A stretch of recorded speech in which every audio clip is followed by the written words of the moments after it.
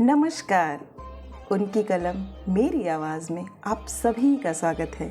बड़ों को प्रणाम और छोटों को बहुत सा प्यार। चलिए सुनते हैं कहानी दो साथी, जिसे लिखा है सुभद्रा कुमारी चौहान जी ने। आनंद और विनय दोनों बचपन के साथी थे। प्राइमरी पाठशाला से लेकर हाई स्कूल तक दोनों ने साथ साथ पढ़ा था। अब साथ ही साथ दोनों कॉलेज में आए थे। दोनों में गाढ़ी मैत्री थी, परंतु साथ ही साथ विचार विभिन्नता भी काफ़ी मात्रा में थी। दोनों का स्वभाव बिल्कुल भिन्न था। आनंद पूर्व तो विनय पश्चिम। आनंद अपने नाम के अनुरूप ही आनंद प्रिय था। स्वभाव से वह उदार, साह खर्च, प्रेमी, मिलनसार और कुछ कुछ अभिमानी था। रुपयों का उसके पास कोई मूल्य नहीं था। जिस दिन उसके पास मनी ऑर्डर आता, उस दिन से लगातार वह तब तक खर्च करता जब तक उसके रुपए चुक न जाते। वह बराबर दोस्तों की खातिर तवाज़ो करता। इसमें बहुत सा रुपया व्यर्थ उठ जाता। उसे इसकी याद ही ना रहती कि कॉलेज की फीस भी देनी है, अथवा और भी 10 खर्च हैं जो महीने भर तक लगे रहेंगे। दूसरे विद्यार्थियों से दूने रुपए पास आने पर भी उसके ऊपर हर महीने होटल वाले और पान वाले की उधारी चढ़ी रहती थी। उसके साथ उठने बैठने वाले लड़कों में से एक भी ऐसा ना था जिस पर आनंद ने कुछ न कुछ कभी न कभी खर्च ना किया हो। इसके विपरीत विनय मितभाषी, संयमी, कम खर्च और सीधे स्वभाव का था। वह बोलता कम लेकिन अनुभव अधिक करता था। फूंक फूंक कर पैर रखने की उसकी आदत थी। उसके पास इने गिने पैसे आते थे जिनसे उसे पूरा खर्च चलाना पड़ता था। किसी का एक पैसा भी उस पर उधार न था। 1000 तकलीफ में होने पर भी वह एक पैसा उधार न लेता था। उसके मित्रों की संख्या भी सीमित थी। बीए पास होने पर दोनों को भविष्य की चिंता थी। अंत में 2 वर्ष तक और साथ रहेंगे, इस आशा के सहारे एक दिन दोनों ने लॉ कॉलेज में नाम लिखाया। लॉ कॉलेज के प्रोफेसर डे की लड़की मैट्रिक की परीक्षा की तैयारी कर रही थी। गणित में वह कुछ कमज़ोर थी। एक ट्यूटर की आवश्यकता थी। विनय गणित का एक मेधावी विद्यार्थी रह चुका था, अतएव उसे यह ट्यूशन मिल गई। कुछ समय बाद उसे 2 और विद्यार्थी गणित पढ़ाने को और मिल गए। उसे 40 रुपये माहवार मिलने लगे। प्रोफेसर डे की पत्नी क्रिश्चियन थी। पति पत्नी दोनों ने अपना धर्म परिवर्तन ना किया था। प्रोफेसर डे बंगाली हिंदू ही रहे। वे मूर्ति पूजा करके रोज नियम से कृष्ण की उपासना करते और उनकी पत्नी इतवार को गिरजे जाती थी। उनकी लड़की मीरा का झुकाव हिंदू धर्म की ओर था। माँ उसे मैरी और पिता मीरा कहते थे। मीरा पिता की तरह मूर्ति की उपासना करती और उसके 2 छोटे भाई माँ के साथ गिरजे जाते थे। मीरा का झुकाव हिंदू धर्म की ओर देखकर उसकी माँ प्रायः कुपित रहती थी। उसे गंवार, बेवकूफ़ इत्यादि संबोधन से पुकारा करती। माँ बेटी में बहुत अंतर था। माँ साया पहनती तो बेटी साड़ी। माँ के बाल अगर जी ढंग के कटे थे तो मीरा के बाल लंबे लंबे लहराया करते थे। माँ उसे बिल्कुल ना चाहती थी। मीरा जब कभी बाहर निकलती थी तो पिता के साथ। माँ के साथ वह कभी भी ना जाती। पूर्ण रूप से वह हिंदू थी। मीरा अपने मास्टर से गणित के अलावा उनके धर्म, संस्कृति और आचार विचार की बहुत सी बातें पूछती और उन्हीं के अनुसार अपने दैनिक जीवन को बनाकर आदर्श हिंदू रमणी कहलाने का मधुर स्वप्न देखा करती थी। ईसाई माँ की बेटी होकर भी हिंदू धर्म के प्रति मीरा की आसक्ति और श्रद्धा देखकर विनय किस दिन से उसे चाहने लगा। किस दिन चुपके ही चुपके इस भोली भाली नन्ही सी पवित्र आत्मा ने विनय के हृदय में अपने लिए स्थान बना लिया। विनय ने यह कभी न जाना और न जानने का उसने प्रयत्न किया। गुरु और शिष्या के भाव से ही वह एक दूसरे को देखते थे, किंतु इस जिज्ञासु बालिका के प्रति विनय के हृदय में जो आदर और स्नेह के भाव अंकुरित हो गए थे, उन्हें वह छिपा न सकता था। प्रायः आनंद से एकांत में बात करते समय इस परिवार की चर्चा हो उठती और उस बातचीत के अंदर से चतुर आनंद यह तथ्य निकाल लेता कि अपनी शिष्या के प्रति विनय ऊंचे और प्रेम के भाव रखता है। धीरे धीरे आनंद के हृदय में इस लड़की को एक बार देखने की प्रबल उत्कंठा जाग पड़ी। पहले तो उसने इस उत्कंठा को दबाने का प्रयत्न किया, फिर उसने सोचा कि एक बार देखने या मिलने में कोई पाप तो नहीं।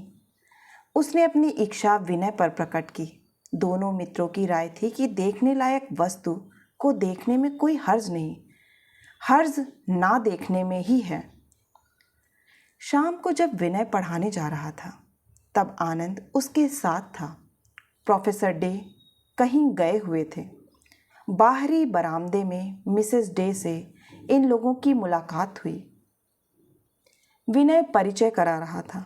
उसी समय मीरा भी वहां पहुंची। कुछ गर्व के साथ उसने कहा, आप श्री मीरा देवी हैं, जिन्हें मैं गणित पढ़ाता हूं। मीरा चुप खड़ी रही।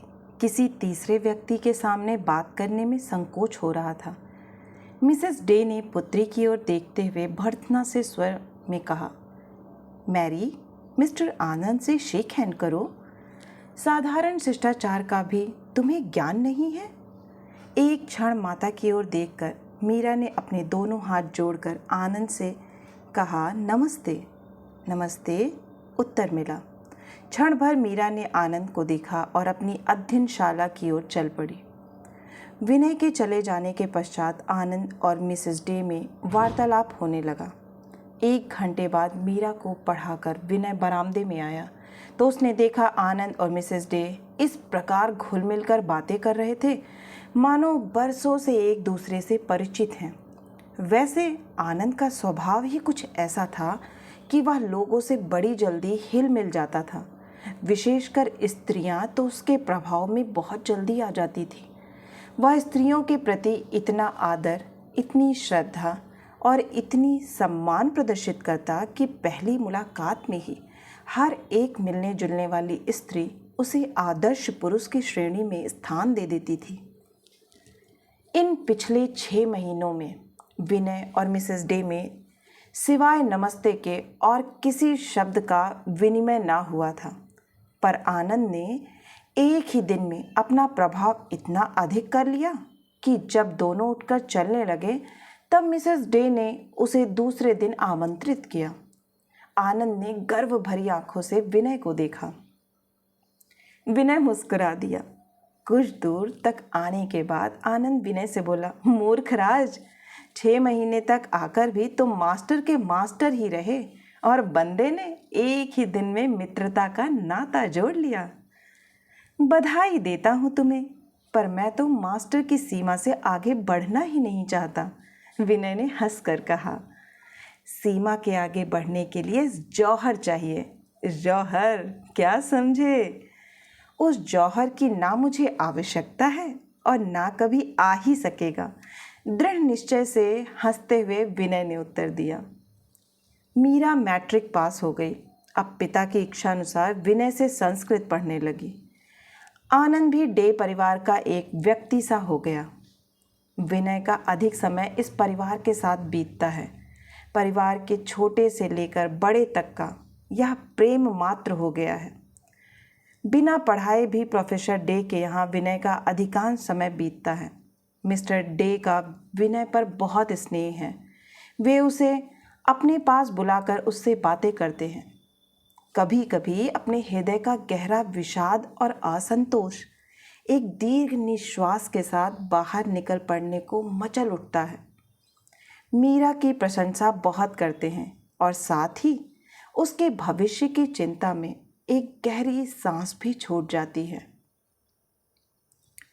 बात ही बात में एक दिन उन्होंने मीरा के विवाह के बारे में कहा। तुम जानते हो विनय, मीरा की माँ क्रिश्चियन है, किंतु मेरी लड़की मीरा नहीं। मैं मीरा का विवाह करना चाहता हूँ। लड़का पढ़ा लिखा, ऊंचे विचार वाला, स्वस्थ और सुंदर हो। धन की मुझे परवाह नहीं।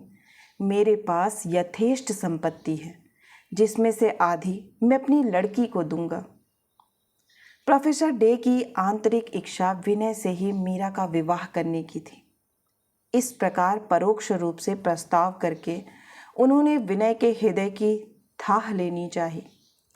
विनय असमंजस में पड़ गया। उसने सरलतापूर्वक विश्वास दिलाते हुए कहा, आप चिंता न कीजिए, मीरा के लिए मैं 2-3 दिन में ही आपकी इच्छा अनुसार सुयोग्य वर ढूंढ बतलाऊंगा। विनय विचारों में डूबता उतराता चला जा रहा था। उसने निश्चय किया कि वह स्वयं मीरा से विवाह कर लेगा। वह मीरा को अच्छी तरह जानता था और उसे यह भी भान होता था कि वह और मीरा दोनों एक दूसरे के अधिकाधिक निकट आते जा रहे हैं। उसने सोचा, मुझे मीरा के समान अच्छी लड़की शायद ही मिले। रही बूढ़ी माँ की बात, तो मैं उन्हें सब समझा दूंगा। निश्चय पक्का हो गया। रात को आनंद देर से लौटा। विनय सो गया था। उस दिन सवेरे से ही कुछ ऐसी बातचीत हो गई कि दोनों अलग अलग हुए तो शाम को मिले, वो भी मिसेस डे के मकान पर। जब विनय मीरा को पढ़ाने लगा तब उसकी मानसिक अवस्था ठीक ना थी। वह आज मीरा को और ही भाव से देख रहा था। प्रायः वह सोच में डूबा सा रहता और मीरा के कोई प्रश्न पूछने पर चौंक सा जाता था। पुस्तक उठाते समय अचानक मीरा का हाथ उसके हाथ से छू गया। विनय सिहर उठा। मीरा ने जाना आज मास्टर साहब का पढ़ाने में मन नहीं लग रहा है। वह बोली, मास्टर साहब, आज आप किसी गहरी चिंता में हैं। रहने दीजिए, कल पढ़ाइएगा। पुस्तकें समेट उसने एक तरफ रख दी। ठीक कहती हो मीरा, सचमुच आज मेरा जी पढ़ाने में नहीं लग रहा है। कल पढ़ाऊंगा। प्रोफेसर साहब हैं क्या? विनय ने पकड़े जाते देखकर कहा। मीरा ने भीतर से आकर पान रखते हुए कहा, पिताजी कहीं गए हैं, अभी आते ही होंगे। विनय एक बार साहस करके मीरा से विवाह के बारे में सम्मति लेना चाहता था, किंतु साहस न कर सका। उसने अनायास ही मीरा से प्रश्न किया, अच्छा मीरा, तुमने भविष्य में अपने लिए क्या निश्चय किया? अभी मैं क्या निश्चय करूंगी? पिता तो हैं, परंतु फिर भी इतना निश्चय है कि मेरी जीवन यात्रा एक हिंदू नारी के उच्चतम आदर्शों को लेकर ही प्रारंभ होगी। विनय ने संतोष की एक सांस ली। प्रोफेसर साहब आए नहीं, देर काफ़ी हो गई थी, अतएव वह चल पड़ा। फाटक पर ही आनंद से उसकी मुलाकात हुई। विनय ने उसे अंदर जाने से रोककर यह कहते हुए कहा कि उसे किसी गूढ़ विषय पर आनंद से परामर्श करना है। घसीटकर अपने साथ ले लिया। दोनों अपने कमरे में जा बैठे। विनय ने कल से लेकर आज तक की सब घटनाएं आनंद को सुना दी और साथ ही मीरा से विवाह करने का अपना निश्चय भी। सारी बात हो जाने पर भी आनंद के मुख से एक भी उत्साहवर्धक शब्द ना सुनकर विनय को कम आश्चर्य नहीं हुआ। उसने आनंद की ओर देखा। उसका चेहरा स्याह पड़ा जा रहा था। विनय घबरा कर बोला, क्या बात है? क्या बात है आनंद? साफ साफ कहो। तुम्हें यह बात पसंद नहीं है तो मैं विवाह ना करूँगा, उन्हें दूसरा वर खोज दूंगा। आनंद उत्तर ना दे सका। खाट पर चुपचाप लेट गया।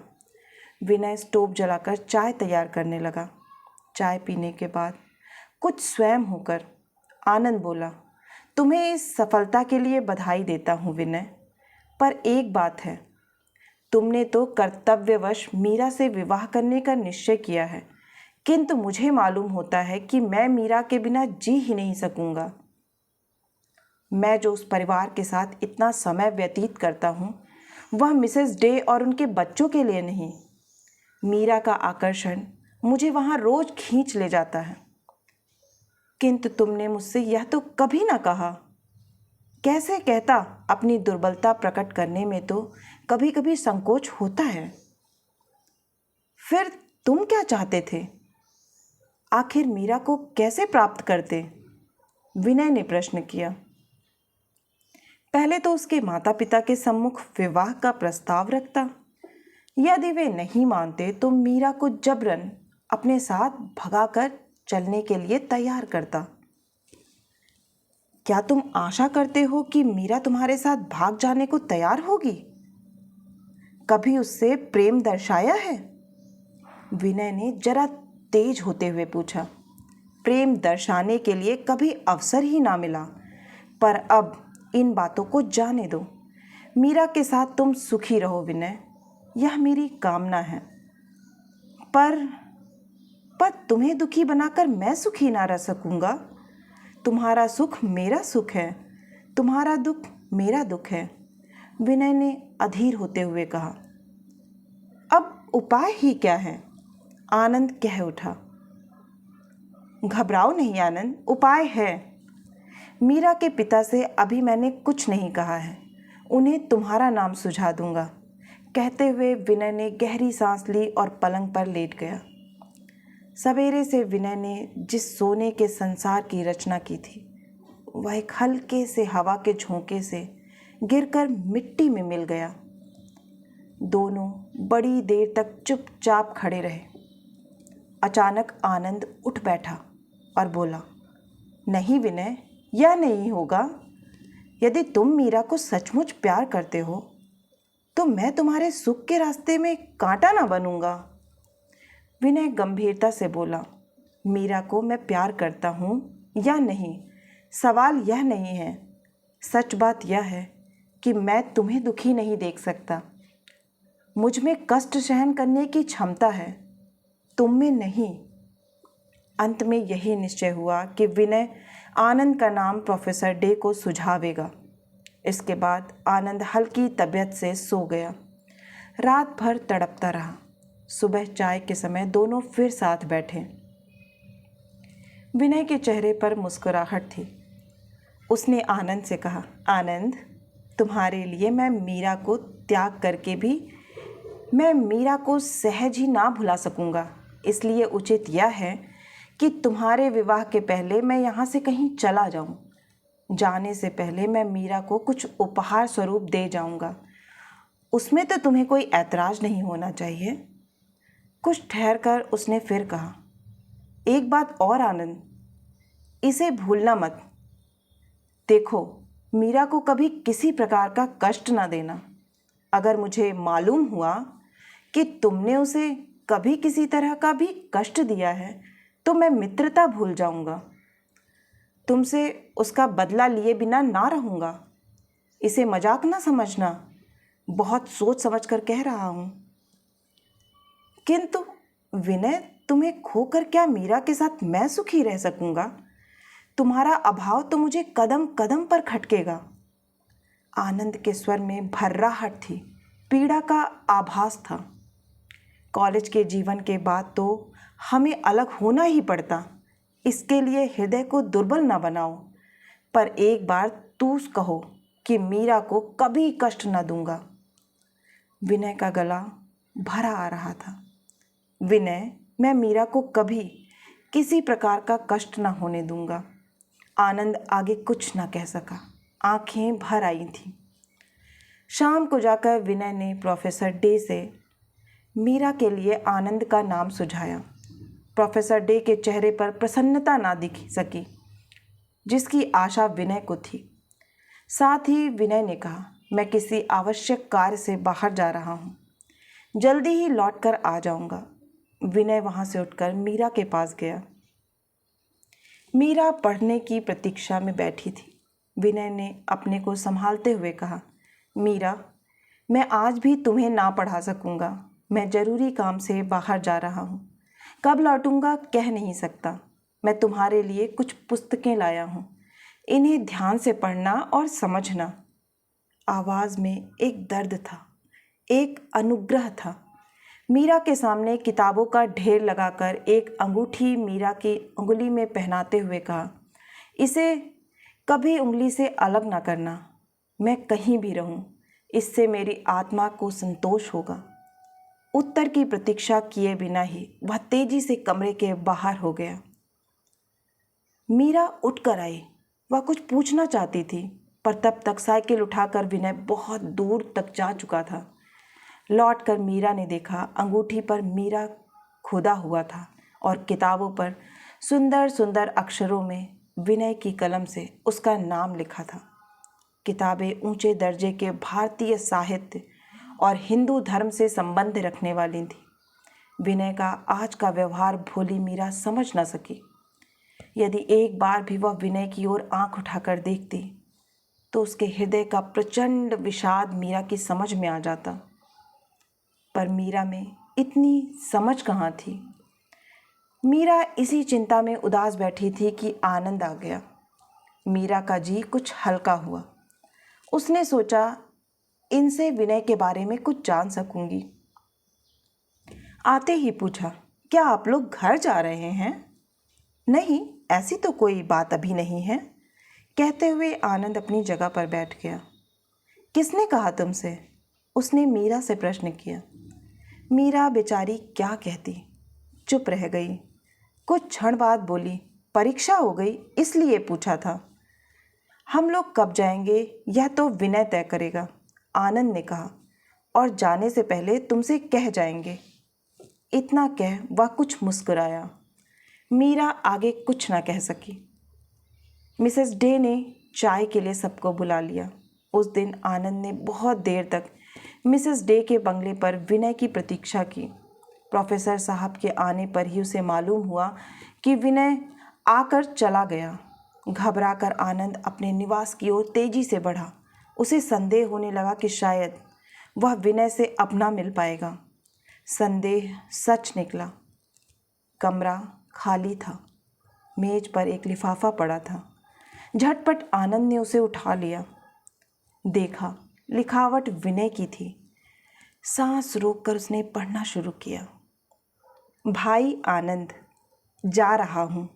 जाते समय तुमसे ना मिल सका, इससे मुझे दुख है। मेरी चिंता न करना, मैं सदा तुम्हारा मित्र हूँ और रहूँगा। मीरा की रक्षा भी भली भांति करना, उसे किसी प्रकार का कष्ट ना होने देना। तुम्हारा अपना विनय। पत्र समाप्त होते ही आनंद को ऐसा लगा कि वह खड़ा न रह सकेगा। वह खाट पर गिर पड़ा और बालकों की भांति फूट फूट कर रोने लगा। ना जाने कितनी देर तक रोता रहा। बार बार उसके मस्तिष्क में यही प्रश्न उठता रहा, मीरा के लिए उसे कितना गहरा मूल्य चुकाना पड़ा है। उसका बचपन का साथी, छात्र जीवन की अंतिम घड़ियों का साथी, उसका बाल बंधु विनय आज उसे अकेला छोड़कर कहीं चला गया है। आज ही समझ पाया कि वह विनय को कितना प्यार करता था। ना जाने किस अशुभ घड़ी में वह प्रोफेसर डे के घर गया था। वहाँ मीरा रूपी दीवार आकर दोनों मित्रों के बीच में खड़ी हो गई। वे इस प्रकार एक अनिश्चित अनजाने समय के लिए अलग हो गए। अगर उसे अभी विनय मिल जाए तो वह विनय से कह छोड़ो यह सब। मीरा का अब ध्यान भी ना करेंगे हम लोग। अब तक जैसे रहते थे वैसे ही रहेंगे। मीरा क्या, संसार की कोई भी शक्ति हम दोनों को अलग ना कर सकेगी। किंतु ये विचार केवल विचार ही रह गए। जिस समय दुखित होकर आनंद इस प्रकार रो रहा था, उस समय विनय का विषाद से ओत प्रोत शरीर रेल पर बैठा हवा के साथ उड़ा जा रहा था। कहाँ जाएगा, क्या करेगा, विनय कुछ ना जानता था। वह तो केवल आनंद से दूर, मीरा से दूर किसी अनिश्चित स्थान में जा रहा था। जब तक वह अपने हृदय की सारी दुर्बलताओं को धोकर बहा न देगा, तब तक विनय ना तो मीरा से मिलेगा ना आनंद से। आनंद उसका मित्र है, मीरा आनंद की पत्नी। विनय दोनों की मंगल कामना करता है। मीरा और आनंद के विवाह को आज 5 साल हो गए। मीरा अब 2 संतानों की माँ है। पहला लड़का 3.5 साल का और दूसरा 1.5 साल का है। पिछले साल से इस छोटे से परिवार पर बड़ा ही भीषण आर्थिक संकट उपस्थित हो गया है। विवाह के समय आनंद को दहेज के तौर पर 10,000 रुपये प्रोफेसर डे से मिले थे, साथ ही रहने के लिए एक बंगला भी। किंतु पास में रुपए होने और कोई रोक टोक ना होने के कारण फिजूल खर्ची होने लगी। आनंद की आदतें और भी बिगड़ गईं। परिणाम यह हुआ कि 5 साल में 5 रुपए भी शेष न रह सके। ईसाई मत की बेटी से विवाह करने के कारण परिवार वालों ने आनंद का बहिष्कार कर दिया था। इधर 2 साल हुए प्रोफेसर डे ने भी इस संसार को छोड़ दिया। मिसेस डे ने एक एंग्लो इंडियन से पुनर्विवाह कर लिया, इसलिए आनंद को आर्थिक सहायता कहीं से भी ना मिल सकती थी। मीरा के जेवर, कीमती उपहारों को बेच बेच कर किसी प्रकार घर का काम चल रहा था। पहले प्रोफेसर डे के और मीरा के बहुत आग्रह करने पर भी आनंद वकालत करने को तैयार न हुआ था। अब मुश्किल थी फीस की। 150 रुपये कहाँ से लाएं? नौकरी के लिए भी बहुत कोशिश की, पर कहीं ऐसी नौकरी न मिली जिसे वह अपनी मर्यादा के योग्य समझता। इस बीच उसमें दुर्व्यसन भी बढ़ चले। उसे शराब से वैसे भी घृणा ना, अब ज्यों-ज्यों दुर्दिन आते गए त्यों-त्यों मद्य प्रेम बढ़ता गया। आर्थिक कठिनाइयों के साथ साथ शराब पीने की सहूलियत बढ़ती गई। पहले वह रात को ही पीता था, अब तो 24 घंटे में से 1 घंटा भी ऐसा ना था जो शराब पीने के लिए उपयुक्त ना हो। हालत यहाँ तक बिगड़ी कि घर में स्त्री बच्चों को भोजन की व्यवस्था के पहले उसे बोतल की चाह लगी रहती थी। कभी कभी दिन और रात वह ना जाने कहाँ बिता देता और घर आने पर मीरा से रुपयों की फरमाइश करता।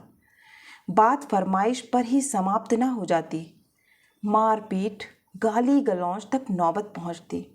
लज्जा के मारे मीरा कुछ बोलती न थी। जब तक गहने या कोई बेचने वाला सामान उसके पास रहा तब तक देती रही, पर अब कुछ भी शेष न बचा था। यहाँ तक कि उसने अपनी कुछ कीमती साड़ियाँ भी आनंद को उठाकर दे दी।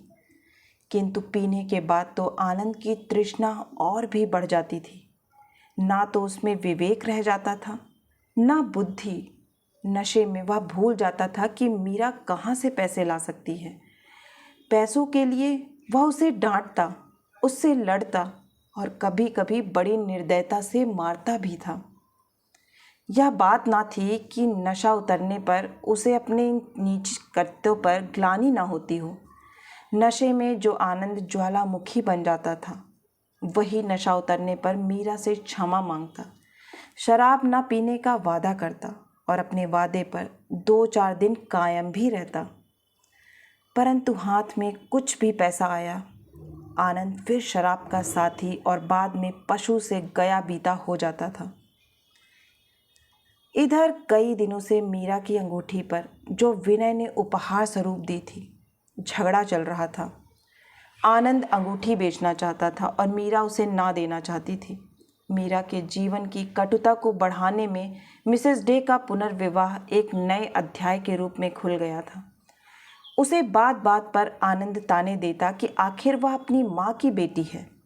उन्होंने प्रोफेसर डे को मारकर दूसरी शादी कर ली। तुम भी मुझे मारकर वही करोगी, इसलिए अंगूठी पर तुम्हारा इतना मोह है, उसे देती नहीं। मीरा ने जबान पर ताला डाल रखा था, हृदय पत्थर का बना रखा था। सब कुछ सुनती, सब कुछ सहती, पर जवाब न देती। इसी अंगूठी के पीछे एक दिन आनंद झगड़कर चला गया। 2 दिन तक घर के छोटे छोटे बच्चों को भूख से रोते बिलखते देखकर किस माँ का हृदय चूर चूर न होने लगेगा। मकान में नीचे कुछ किराएदार रहते थे। महीना पूरा होने को था।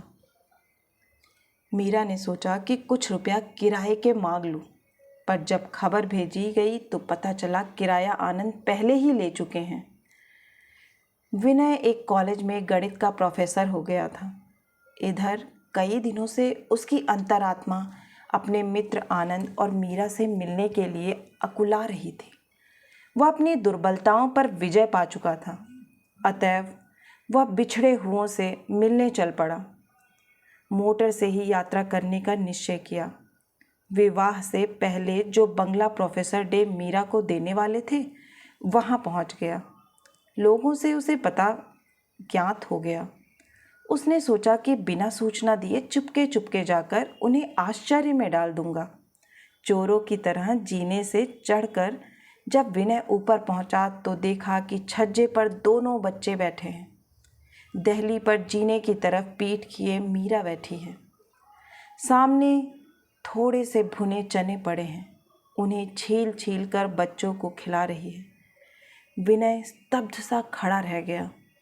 यह वही मीरा है और यह मेरे आनंद का निवास स्थान है।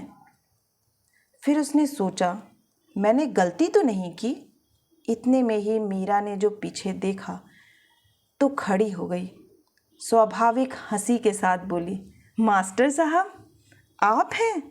आइए, बहुत दिनों के बाद हम लोगों की याद आई। कुर्सी पर बैठते बैठते विनय ने पूछा, आनंद कहाँ है? मीरा क्या जवाब दे, उसका चेहरा उतर सा गया। अपनी फटी धोती संभालती हुई बोली, बाहर गए हैं, अभी आते होंगे। ठहर कर उसने कहा, हाँ देखिए, मैंने आपकी अंगूठी कभी उंगली से नहीं निकाली, फिर भी आप हम लोगों को भूल गए। विनय ने पूछा, ये बच्चे तुम्हारे हैं? उसने सरसरी तौर से मकान के चारों ओर नज़र डाली। मकान का पुराना वैभव जहाँ तहाँ अब मरणोन्मुख अवस्था में दृष्टिगोचर हो रहा था। भीषण दरिद्रता इन सब का उपहास करती हुई अट्टहास कर रही थी। इसी समय छोटे बच्चे के सामने का छिला हुआ चना खत्म हो गया और वह भूख के मारे चिल्लाने लगे। मीरा चने छील छील कर खिलाने लगी। बच्चे ने चने फेंक दिए और दूध मांगा। मीरा आश्वासन दे सकी, दूध नहीं। बच्चा मचल पड़ा। बड़े लड़के ने उसे समझाते हुए कहा, माँ को तंग ना करो, दूध नहीं है। विनय परिस्थिति समझ चुका था और जब उसने यह करुण दृश्य देखा तो अभी आध घंटे में आता हूँ कहकर वह तेजी से सीढ़ी उतर बाजार की ओर बढ़ गया।